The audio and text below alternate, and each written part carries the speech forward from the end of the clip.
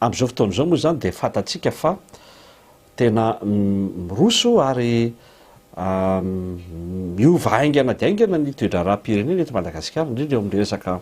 politika am'izao fotoan'izao. Fatatsika fa samy te hiroso ao anatina fifidianana daholo ireo rehetra zay vonona hirotsaka ao anatin'izany fifidianana filoham-pirenena izany ary isorana raha teo zareo ireo ataontsika hoe ireo fikambanana resam-pirenena zay manomboka tonga eto Madagasikara ary manomboka mijery tsikelikely ny fizotran'ny fandehanana ny fanomanana an'izany fifidianana zany. Everiko nefa fa araka ny nambarako tany amin'ny volana septambra, ny oktobra, novambra tamin'ity taona ity mbola nanamafy ny amin'ny hoe tsara ny irosotsika malagasy samy malagasy ary mba tsy ho ny hafa koa nitarika an'izany dialogue national izany. Everiko fa tsy tara zany fa andeha hiroso tanteraka itsika ny amin'io satria ny akaiky indrindra zany am'izao fotoan'izao de ny resaka fifidianana de tsara mba diniantsika rehetrarehetra ary isorana raha teo ny ray aman-drenitsika eo anivon'ny FFKM zay efa hanolo-tanana amin'ny 2020 ny 20 ary ny faraka amin'ny 30 vola marsa ho avy izao zay efa miantotsika rehetra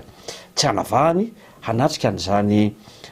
fakakevitra sy ny adevitra maro samihafa zany de eto zany de efa maneho fisaorana sady anareo ray aman-dreny filohan'ny fiangonana FFKM ao anatin'ny FFKM izay tena nanaiky aniny fiatsoana zay efa nataona iny. Ny faharoa de heveriko fa izay rehetra vonona ihany koa de miantso anareo koa zay am'izao fotoan'izao andery anatrika sy hiara-dinika ao anatin'izany faneho-kevitra karakaraindrareo FFKM zany. Ao moa tsika mahita hoe inona no anomboana satria heveriko efa misy lamina na efa misy plan zay mambarindreo ray aman-dreny sy ireo profobe eo anivon'ny FFKM ho am'izany. Fa ny tena tiana hambara de zao ny voalohany tsy maintsy hodinitsika de ny amin'ny mikasika ny manodidina rehetra ny fifidianana mety eo ny lalam-pifidianana ny fanomanana fifidianana maro samihafa ny fijerenany eo anivon'ny senia am'izao fotoan'izao zay tena miteraka resabe eto Madagasikara satria araka nambara de hoe ohatrany misy tokony ho ambarana tanteraka izany senia izany na reo mpikambana ao anatiny na ny fomba fiasan'ny senia am'izao fotoan'izao zay mampisalasala maro samihafa de hitantsika moa na ireo eo anivon'ny tokom-panohitra sy ny fikambanana maro samihafa ny société civile zay manambara ny amin'ny hoe PDB ny aiay am'izao fotoan'izao mikasika ny lisy-pifidianana izay tsy tomombana tamin'ny farany taona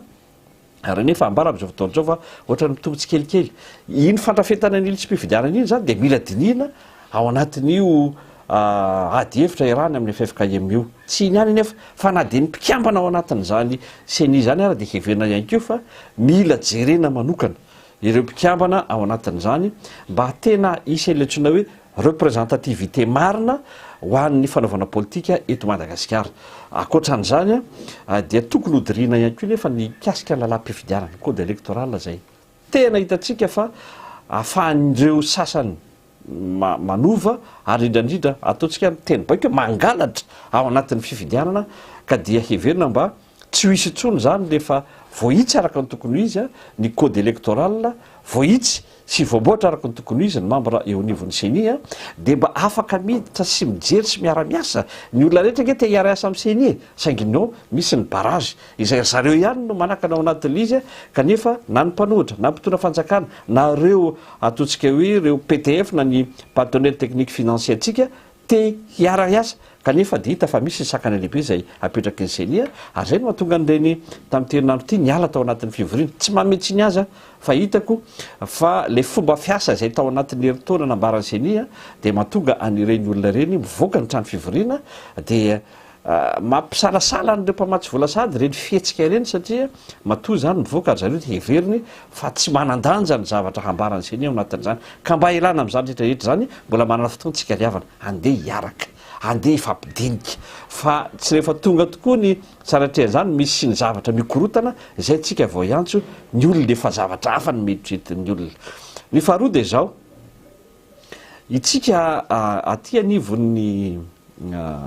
ataontsika hoe vahoaka malagasy mety ho mpanohitra mety ho eo amin'ny centre tsika mety ho amin'ny akavisy ny akavanana tsika manana andraikitra lehibe tsika am'izao fotoan'izao satria tadio tsara fa ny fifidianana no lalana anankiray afahantsika mandray andraikitra zany hoe manana zotsika hifidy de eo ihany ny fotoamana ny olona hoe mandala jereo lesy mpifidiarana andehantsika hifidy rehefa tonga ny fotoana fa ny tena zava-dehibe de zao ny fananatsika sy ny fahatokisantsika aloha andreo vaoaka malagasy reo ny olona manko am'izao fotoana zao be dehibe zany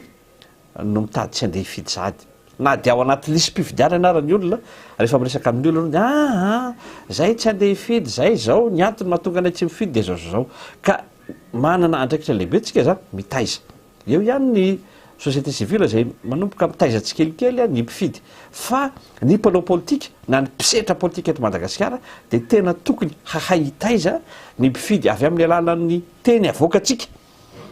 ny teny avoakatsika tsirairay ny fihetsikitsika tsiraina andavanandro de hitsaran'ny olona tsika hoe